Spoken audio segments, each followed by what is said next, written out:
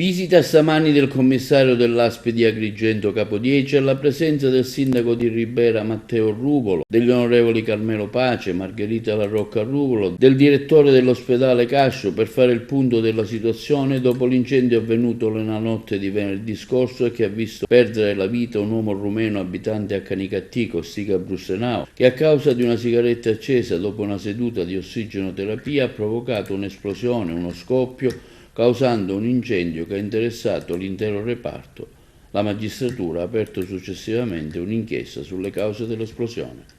Oggi purtroppo per un altro evento, un evento luttuoso che ha colpito la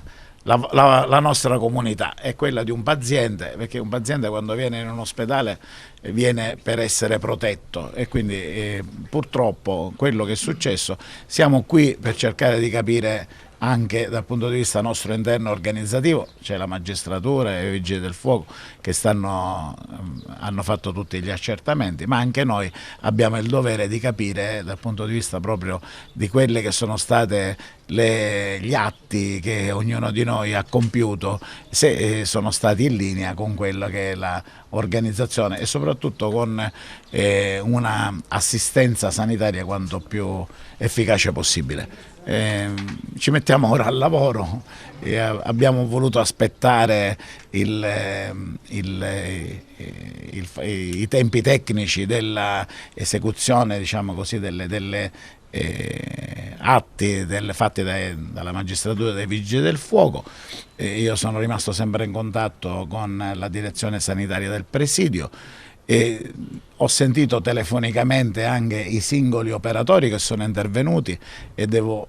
dire loro che ho fatto sentire loro la vicinanza dell'azienda, mia personale, ma dell'azienda tutta, per gli atti, diciamo così, di immediato soccorso che hanno fatto a tutti gli altri pazienti. Purtroppo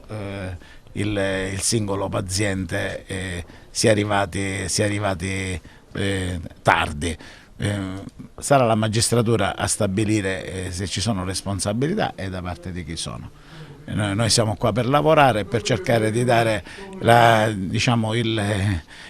risposta migliore anche a tutta la cittadinanza.